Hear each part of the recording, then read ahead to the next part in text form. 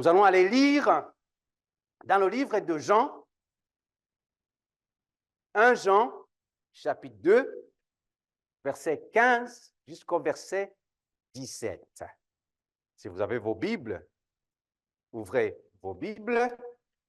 Je sais qu'ici, en 2024, au Canada, très peu prennent leur Bible. Alors, allez dans vos iPhones, iPad, iPod. Ah, iPod n'existe plus. Je vais te trahir mon âge quand je dis iPod. Tout de suite, ils vont savoir que je ne suis pas de la génération TikTok. 1 Jean, chapitre 2, verset 15 jusqu'au verset 17, nous dit ceci. N'aimez point le monde, ni les choses qui sont dans le monde. Si quelqu'un aime le monde, l'amour du Père n'est point en lui. Car tout ce qui est dans le monde, regarde comment le mot monde revient à chaque fois. C'est-à-dire la convoitise de la chair, la convoitise des yeux et l'orgueil de la vie ne vient point du Père, mais vient du monde. Encore, le mot monde revient. Et le monde, je m'ai rendu à peu près à 7 fois, je pense, le monde. Le monde passe, et sa convoitise aussi. Mais celui qui fait la volonté de Dieu demeure éternellement. Tendre Père, merci pour ta parole, merci pour tes écritures. Tu nous as donné ta parole afin que nous puissions, Seigneur, vivre dans la victoire.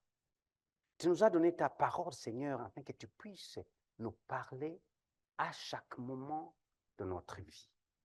Nous sommes des êtres humains qui marchons dans ce monde avec la chair.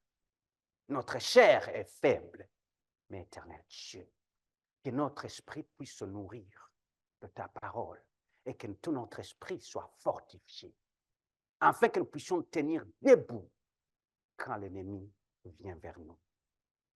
Parle à quelqu'un ici, fais du bien à quelqu'un ici, donne une direction spéciale à quelqu'un ici et touche une personne. Fais du bien à tout le monde dans ces lieux. Utilise-moi comme tu veux. Prends, Seigneur, les paroles de ma bouche. Reçois-les, Seigneur, et la méditation de mon cœur. Au nom puissant de Jésus. Amen. Amen. Vous pouvez vous asseoir dans la présence de notre Seigneur.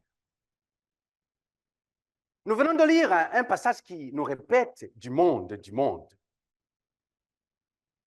Quand on parle du mot monde,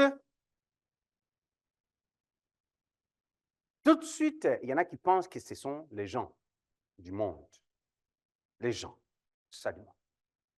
Alors qu'ils vont commencer à dire, mais pasteur, comment ça on va détester les gens, ne pas aimer les gens? Non, ce n'est pas ça que ce passage est en train de nous dire. Quand on parle du monde, le mot monde ici, c'est le mot cosmos en grec. Cosmos qui signifie un système bien ordonné, bien organisé.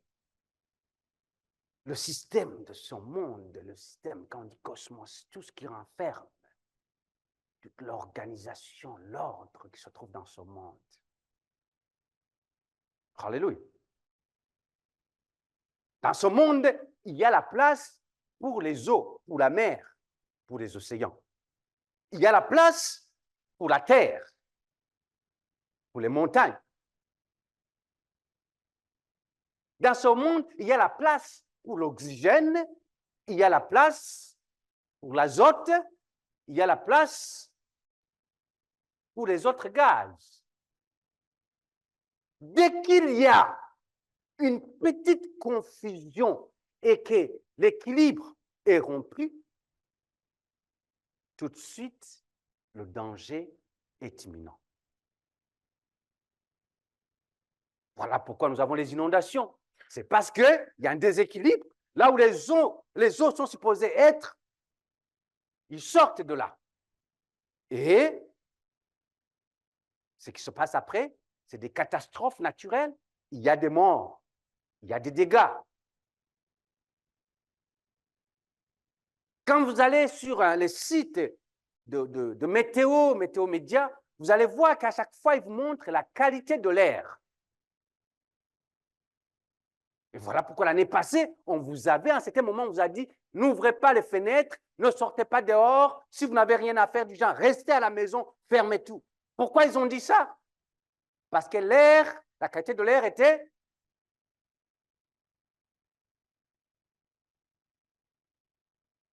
Donc, c'est-à-dire qu'il y a un équilibre qui doit se faire. Tout est bien ordonné. En passant, si vous cherchez le titre de mon message, c'est Mon ennemi amical. Mmh, mmh.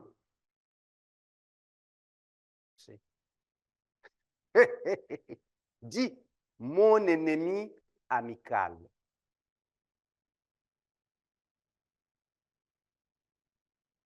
Mon ennemi amical. Donne-moi le temps. Je vais naviguer à travers de ça doucement. Même le dimanche prochain, il faut que je revienne. Je vais revenir là-dessus parce que je sais qu'on ne va pas finir ça aujourd'hui. Je sais. Mon ennemi amical. Mes frères et sœurs, en tant que chrétiens, le Seigneur remplit nos cœurs d'amour. Alléluia. Mais nous ne devons pas tout aimer.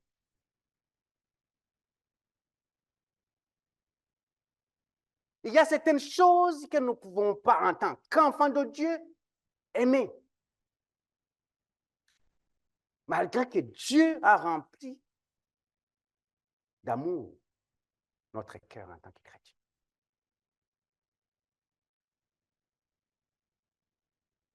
On ne peut pas aimer tout sans haïr certaines choses. Et le plus grand danger, c'est de savoir quoi aimer et quoi haïr. Dans Psaume 97, verset 10, pour pouvoir embellir ce message, Psaume 97, verset 10, nous dit ceci. Vous qui aimez l'Éternel, toi et moi, qui aimons l'Éternel. Qu'est-ce qu'il dit?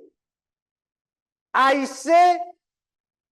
Ah, il nous a donné l'amour, mais il nous a donné aussi le droit de haïr.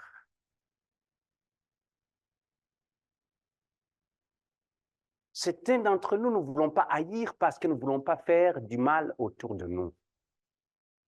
Mais Dieu lui-même t'a donné l'autorité de haïr.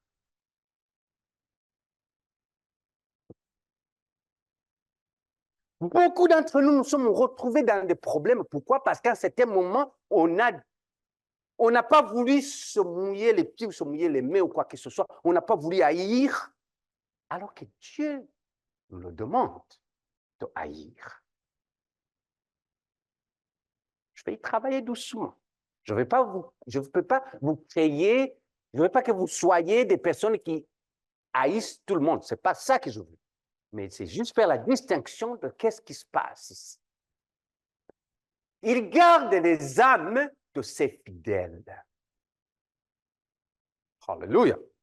Il garde les âmes de ses fidèles. En d'autres termes, tu vas voir, quand tu décides de haïr quelque chose, en toi, il y a une douleur qui va venir. En toi, il y a une séparation qui va venir. En toi, peut-être, on va commencer à te détester. On va commencer à t'ignorer. Peut-être tu vas perdre tes amis. Peut-être ta famille va commencer à te pointer du doigt. Tes amis peut-être vont parler de toi, vont critiquer de toi. Les jeunes, tes amis vont parler de toi sur Instagram. Mais, il dit, ne t'inquiète pas. Il te garde en tant que son fidèle. En d'autres termes, ils te feront la guerre, mais ils te vaincront jamais. Y a-t-il quelqu'un ici que quand il a commencé à prier, il a vu ses propres membres de famille commencer à parler de toi? Oh, non, non, non, non. Non, non, ici, non, il n'y en a pas, mais ici. Est-ce qu'il y en a qui, quand il a commencé d'aller à l'église,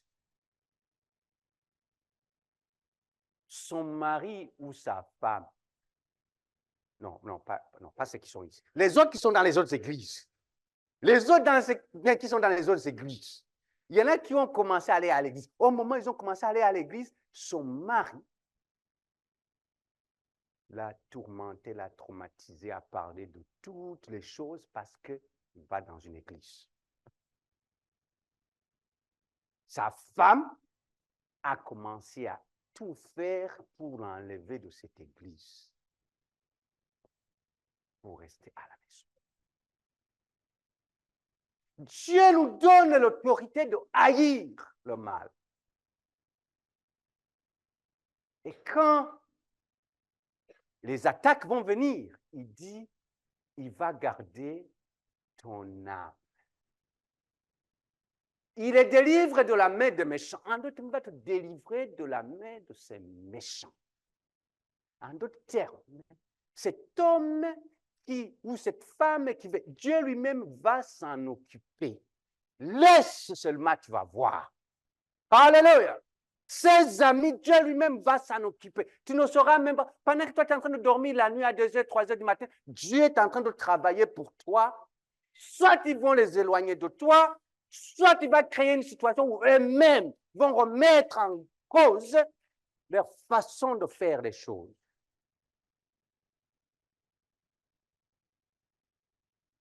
Alléluia. Quand on a commencé l'église, quand j'ai commencé cette église, il y a des personnes qui parlaient de moi dans ma famille. Ils ont parlé de moi, je ne peux pas vous dire combien.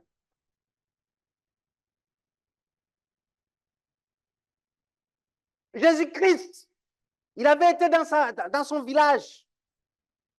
Et ils ont commencé à dire, mais ça, ce n'est pas le petit garçon là qui jouait au ballon. Ce n'est pas lui là hein? Qu'est-ce qu'il vient faire? C'est les miracles. Et il n'a même pas fait aucun miracle. Laisse ces gens-là. Laisse seulement. Dieu lui-même, il va s'en occuper. Il te délivre du méchant, de la main du méchant. Alors, dans Romains 12, verset 9, je vais essayer d'introduire vraiment le sujet, mais sur une base beaucoup plus biblique. Il nous parle de quelque chose. Il dit que la charité soit sans hypocrisie. Que la charité ou l'amour soit sans hypocrisie. Ayez le mal en horreur. Attachez-vous fortement au bien. Au bien. Mais j'aimerais m'attarder un tout petit peu sur le mot bien. Parce que souvent, nous, les enfants de Dieu, ou dans le monde, ce qu'on appelle bien, ce n'est pas ce que Dieu appelle bien. Alléluia. Ici, on voit que dans ce monde, ce qu'on appelle bien, c'est ce que les gouvernements ou ce que les amis ou ce que quoi ils déclarent que c'est bien. N'est-ce pas?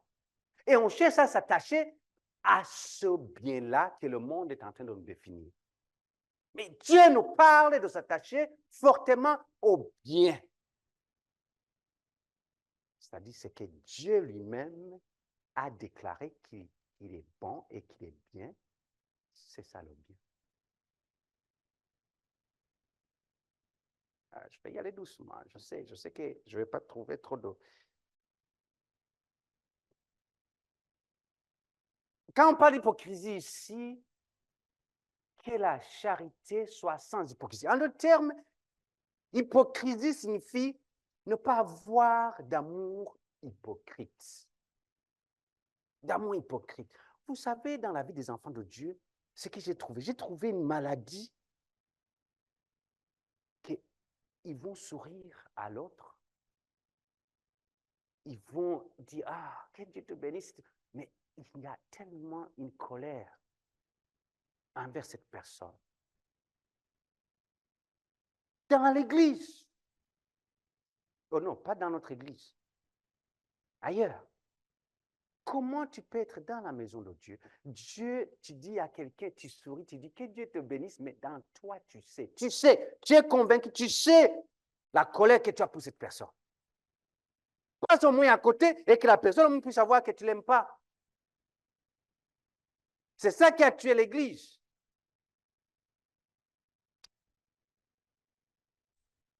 Ok. Vous savez, nous ne pouvons pas nous attacher à ce qui est bien sans détester ce qui est mal. Ça, c'est clair. Aussi longtemps que tu ne prends pas la décision de détester ce qui est mal, tu ne peux pas s'attacher à ce qui est bien. Il y en a qui essaient de jouer les deux. Hein? Ça ne marche pas. Ça ne marche pas. À un certain moment, tu vas te rendre compte que tu t'es trompé. Ok. Nous ne pouvons pas aimer le Seigneur sans haïr le mal. Tu ne peux jamais me dire que tu aimes le Seigneur aussi longtemps que tu n'aimes pas le mal. Tu dois prendre décision de haïr le mal et finalement tu peux aimer le Seigneur. J'entends des chrétiens qui font des choses, oh my God. Et tu dis que tu es chrétien, ça me fait mal. À un certain moment, tu dois prendre décision pour dire, écoute, je suis une nouvelle créature. Le Didier ancien n'est plus. Je suis un nouveau Didier. C'est ça que tu dois dire. Tellement que vous êtes attaché à votre Didier ancien que ça vous empêche d'être le Didier renouvelé. Et aussi longtemps que tu ne te fais pas violence, tu ne pourras pas le vivre. Et Dieu ne travaille pas avec le Didier ancien, Dieu travaille avec le Didier renouvelé. Et aussi longtemps que je reste le Didier ancien, Dieu ne pourra jamais travailler avec moi. Je vais être là, je vais tout faire, je vais fournir des forces, je vais me fatiguer. Pourquoi? Parce que je n'ai pas pris une décision de laisser le Didier ancien. Beaucoup d'entre vous, vous traînez votre vous-même ancien. Et la nouvelle créature, vous ne l'avez pas encore embrassé que vous êtes. Dieu a fait de vous. La parole de Dieu nous dit, tu deviens, quand tu viens au Seigneur Jésus-Christ, tu le reçois dans ton cœur, comme ton Seigneur et Sauveur, tu deviens une nouvelle créature. Ton ancienne nature est passée. Mais vous avez tellement avec vous, vous portez cette ancienne nature sur votre dos que vous n'êtes pas capable d'être là où Dieu vous veut pour que Dieu puisse faire ce qu'il veut faire avec vous sans que vous puissiez lui dire qu'est-ce que vous voulez qu'il fasse. C'est que tu commences à commander Dieu de ce que tu veux qu'il fasse pour toi. C'est qu'il y a ta vieille nature encore qui est en toi. La nouvelle nature dit, me voici Seigneur, je suis là. Oh Seigneur, je suis dans ta présence à cause de ce que tu as fait pour moi. Je viens à l'église à cause de ce que tu as fait pour moi, la croix. Si le monde entier autour de moi s'écroule, Seigneur, juste toi me suffit. Ça, c'est la nouvelle nature. L'ancienne nature, c'est si le monde autour de toi s'écroule, tu vas tomber dans la dépression totale. Ça, c'est l'ancienne nature.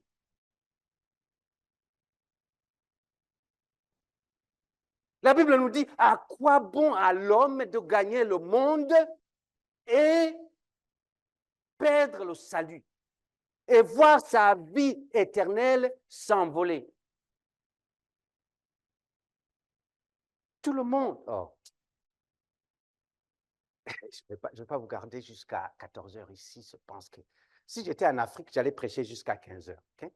Parce que là-bas, on prêche jusqu'à ce que la parole. Alléluia. N'est-ce pas, maman pasteur? Ah.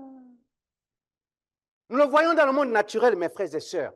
Vous voyez, si vous aimez la santé, vous détesterez la maladie. Ça, c'est dans le monde naturel, ce que je suis en train de dire. Si vous aimez la santé, vous allez détester la maladie. Si vous aimez la paix, vous allez détester la guerre.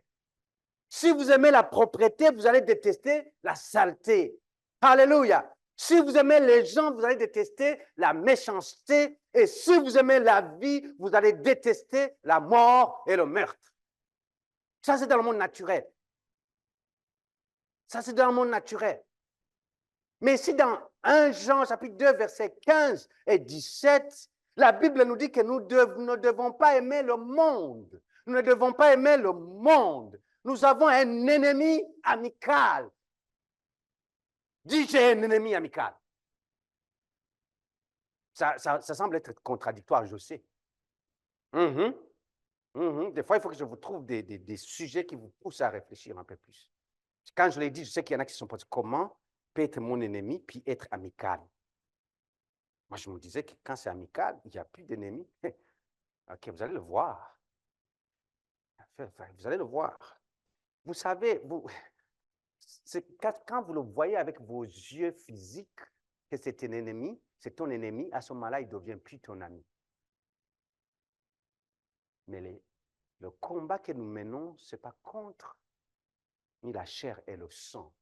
Ce n'est pas un ennemi que tu vas voir physiquement marcher. Ce qui fait que c'est ton ami pendant qu'il est ton ennemi. Toi, tu vois que c'est ton ami alors qu'il est ton ennemi. Oh, OK. Laisse-moi travailler avec lui. Je vous disais que nous avons un ennemi et cet ennemi que nous avons est le monde, n'est-ce pas? Quand ce passage nous parle que nous ne devons pas aimer le monde, mes frères et sœurs, qu'est-ce que ça signifie réellement? Il ne s'agit pas de cette planète Terre. Il ne s'agit pas de cette planète Terre. D'ailleurs, il n'y a rien de mal à aimer cette planète Terre, n'est-ce pas? C'est Dieu qui l'a créée. Et nous devons profiter de cette planète Terre. Nous devons respirer l'oxygène que ça nous donne. Nous devons manger les fruits que la terre nous donne. Amen. Nous devons profiter de la beauté que la terre nous montre. Nous devons en profiter. Alléluia.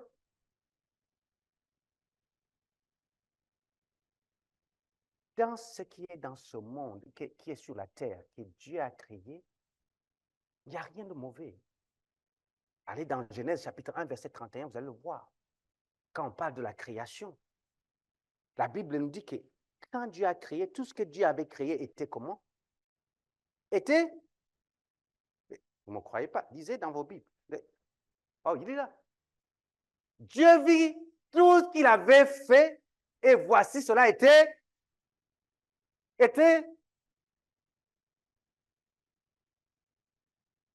Quand je vais aller à enseigner à l'école de dimanche, je sais qu'ils vont me demander pourquoi maintenant il y a le mal, d'où vient maintenant le mal. Je sais qu'ils vont me demander cette question là-bas parce que là-bas, ils me posent des vraies questions. Alors, vite fait, nous devons comprendre que dans ce monde où nous sommes, ce n'est pas tout ce que nous voyons autour de nous, les arbres, les animaux, l'eau qu'on voit, ce n'est pas ça qui est mauvais, ce n'est pas les gens qui se trouvent sur cette terre parce que Dieu est celui qui a créé les humains. Et ce n'est pas eux qui sont les méchants que nous devons haïr. Malgré que des fois, nous pouvons faire allusion à ça, commencer à haïr les personnes. En tant que chrétiens, non. Dieu nous demande d'aimer. Dieu nous demande d'aimer tout le monde. Avec un amour où on discerne des choses dedans. Alléluia. Dans Jean, chapitre que vous connaissez bien, Jean, chapitre 3, verset 16, qu'est-ce que Dieu lui-même il a fait?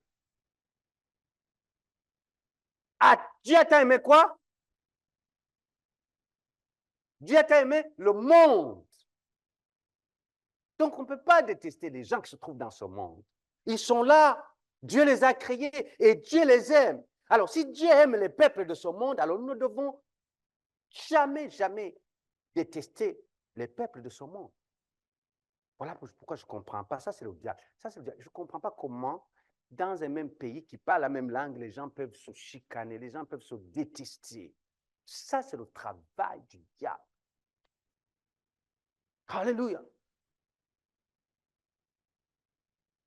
Je ne peux pas comprendre comment la Russie, avec l'Ukraine, quasiment, c'est le même peuple, parle même langue. Comment ils peuvent se autodétruire?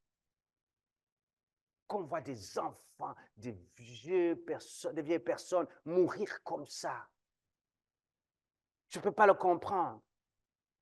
Alors, si Dieu a aimé le monde, comme on nous dit dans ce passage de 1 Jean 2, et que nous avons vu que le monde vient du mot grec cosmos, qui signifie un système, un ordre de choses, ou une façon de faire les choses, ben, c'est qu'il existe un système que nous ne devons pas aimer.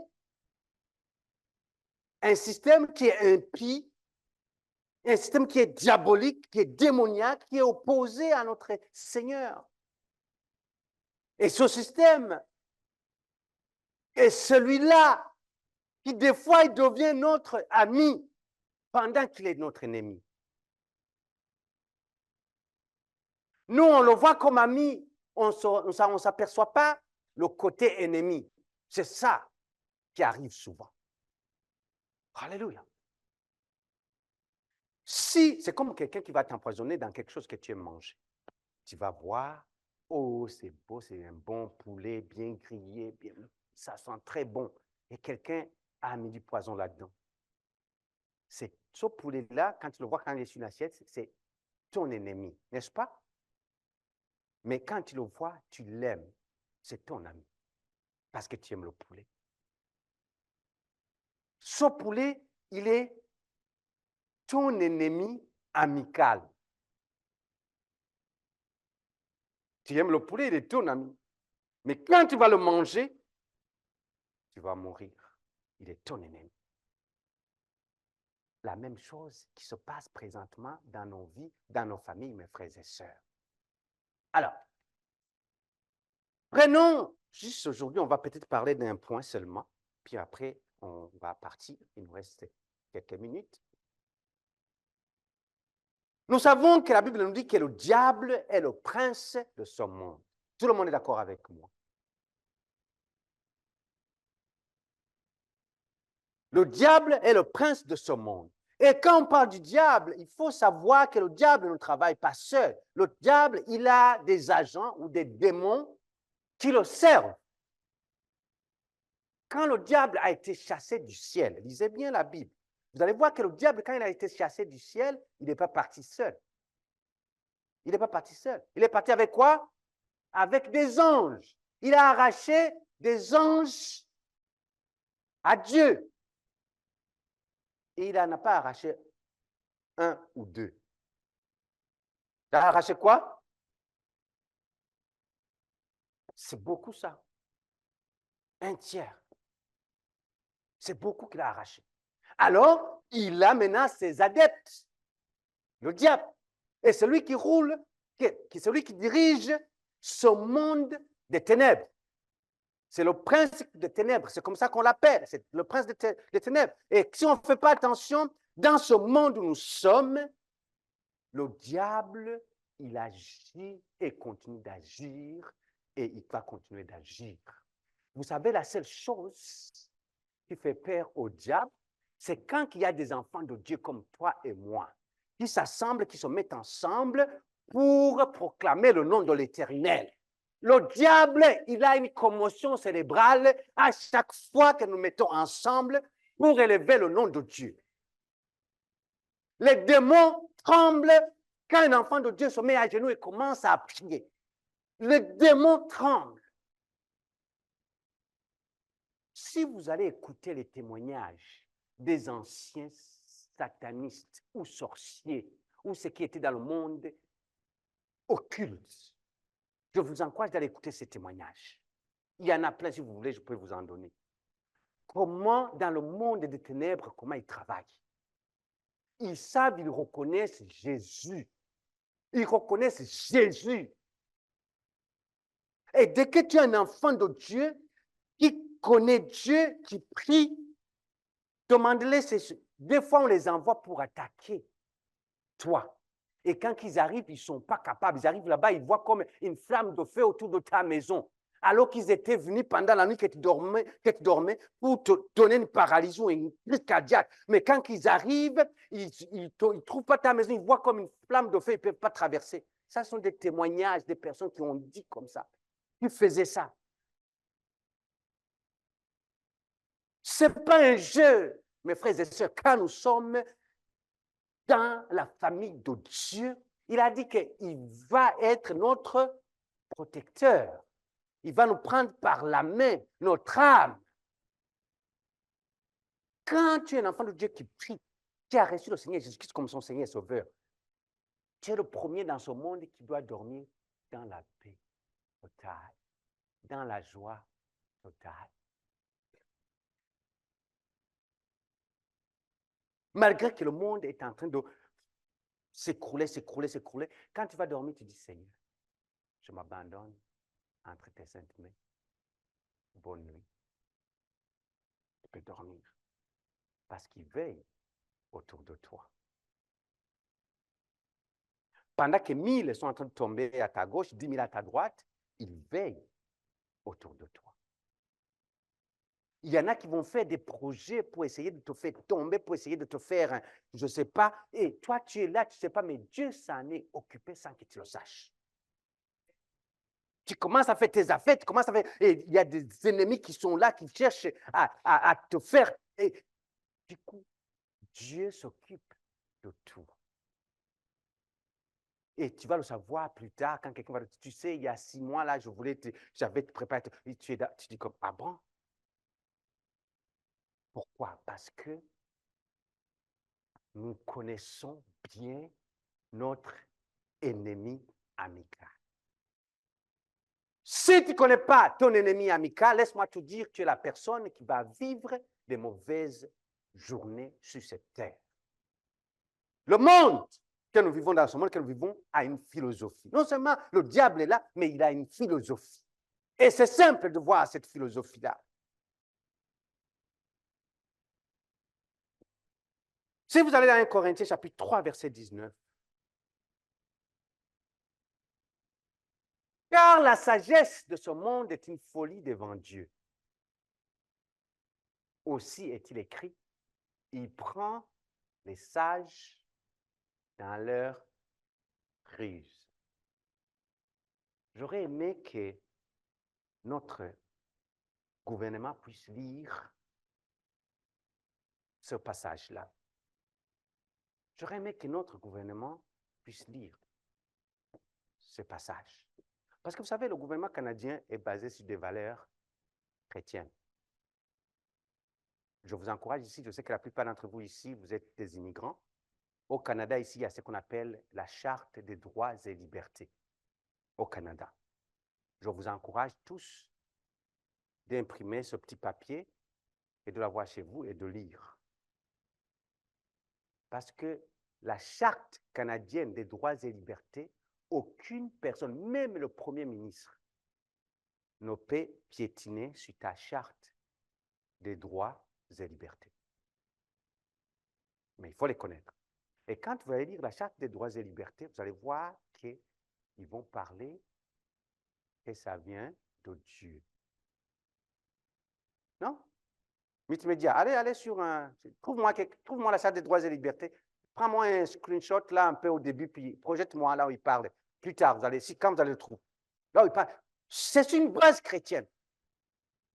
Donc, il y a une philosophie qui est dans ce monde, mais la sagesse de ce monde est une folie devant Dieu. Alors, quelle est cette sagesse-là qui vous impressionne dans ce monde? Quelle est cette sagesse? Vous savez, la philosophie de ce monde s'étend dans les écoles de nos enfants, s'étend dans les palais de l'État. C'est la sagesse de ce monde qui s'étend jusque-là. La sagesse de ce monde, cette philosophie de ce monde apparaît dans les parcs à thème récréatif.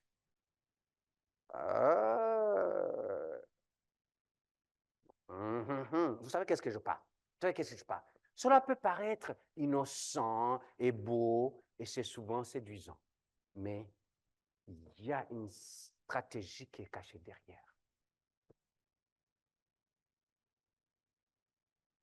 Pourquoi? Parce que ce monde a un but. Je finis par ça. Vous savez c'est quoi son but, ce monde?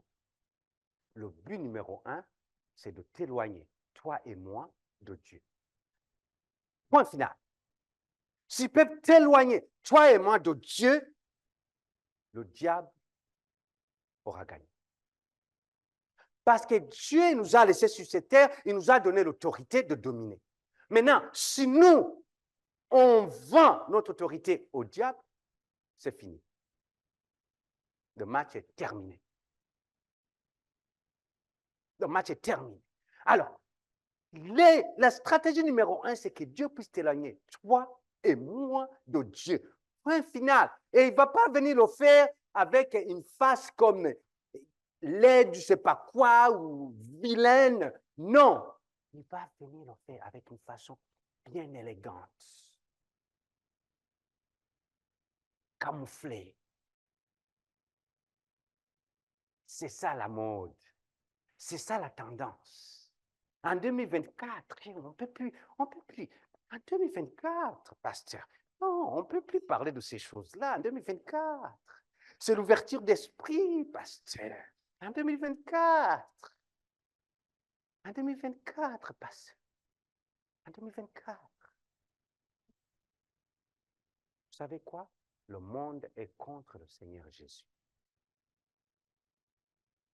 Le monde déteste Jésus-Christ. Le monde déteste Jésus-Christ. Alors, si le monde déteste Jésus-Christ et que toi, tu es un disciple de Jésus, c'est que le monde te déteste. Ne va pas dans le monde et pense que le monde t'aime. Quand tu connais ton ennemi, tu sais quelle place... Oh. Vous savez, ok, moi je suis l'ami de tout le monde ici dans cette église, n'est-ce pas? Je suis gentil, n'est-ce pas, avec vous? Quand je viens chez vous, il n'y a pas de problème. Je peux aller dans votre cuisine, je suis sûr que ça ne vous dérange pas. Je peux aller dans votre salon, ça ne vous dérange pas. Mais, avez-vous déjà reçu quelqu'un dans ta maison où tu n'es pas sûr de son intention? Ceux qui sont jeunes, ce n'est pas vous que je parle, ceux qui ont vécu quelque chose, vous savez de quoi je parle. Ou quand cette personne va quelque part, tu suis chaque mouvement de qu'est-ce qui touche, qu'est-ce qui... Tu essaies d'éloigner tes lettres de gouvernement pour que... Tu essaies d'éloigner tes relevés bancaires pour que... Alléluia! Ou tu sais que tu dois limiter l'accès. Mes frères et sœurs, dans ta vie, tu dois avoir de l'accès limité au monde. Tu dois dire au monde, tu peux, je suis là, je suis dans ce monde, mais je ne suis pas de ce monde. Monde, tu as un accès limité à moi. Et c'est ça la décision que nous devons prendre. Je vais continuer dimanche prochain. Tu es ici. Quel est l'accès que tu as donné au monde dans ta vie? Quel est l'accès? Quelle porte tu as ouverte aux choses de ce monde dans ta vie?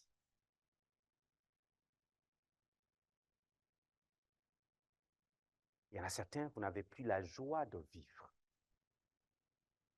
J'entends le témoignage des chrétiens qui veulent se suicider.